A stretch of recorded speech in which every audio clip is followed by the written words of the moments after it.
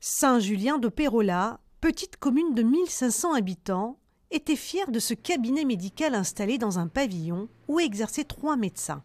Mais en décembre dernier, le maire découvre que ces 3 généralistes ont décidé de partir.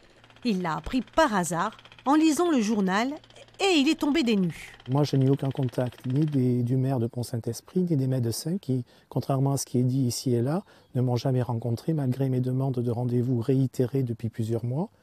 Ils ne m'ont jamais demandé de me rencontrer sur le sujet. Voilà. Je ne pouvais pas deviner qu'ils pensaient partir. Pourquoi les 3 généralistes quittent-ils Saint-Julien-de-Pérola? Nous les avons contactés, mais ils n'ont pas souhaité répondre.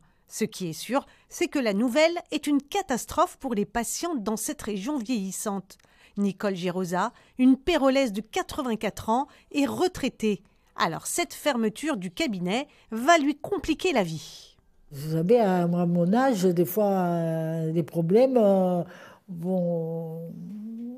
voudrait aller chez le médecin, mais si on ne peut pas y aller, on n'ira pas. En fait, les médecins de Saint-Julien-de-Pérola ne sont pas partis très loin, à seulement 9 kilomètres, dans la ville voisine de Pont-Saint-Esprit, 10 500 habitants. Pour les attirer, le maire de Pont-Saint-Esprit leur a proposé des locaux bien plus vastes qu'un petit pavillon, une ancienne caserne qui sera réaménagée en cabinet médical.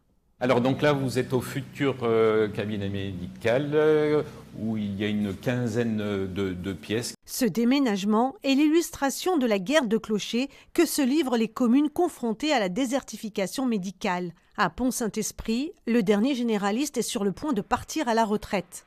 Alors, Valère Segal, le maire, a décidé de prendre les devants en débauchant les médecins de Saint-Julien-de-Pérola, village voisin. Et ce n'est qu'un début. Il voit encore plus grand. La première étape, c'est d'accueillir à l'été 4 jeunes médecins et on espère pouvoir en attirer beaucoup plus. Donc ces médecins vont attirer d'autres médecins qui vont vouloir travailler ensemble parce que les médecins veulent travailler ensemble. Ils vont accueillir des internes au nombre de 2 et en 2026 des docteurs juniors également au nombre de 2. Donc très rapidement, on va avoir 8 professionnels de santé. Le maire de Saint-Julien-de-Pérola ne décolère pas contre la politique de son voisin. Mais pour l'instant, il n'a plus de solution à proposer. Dans le Gard, on estime à moins d'une centaine de médecins pour 100 000 habitants.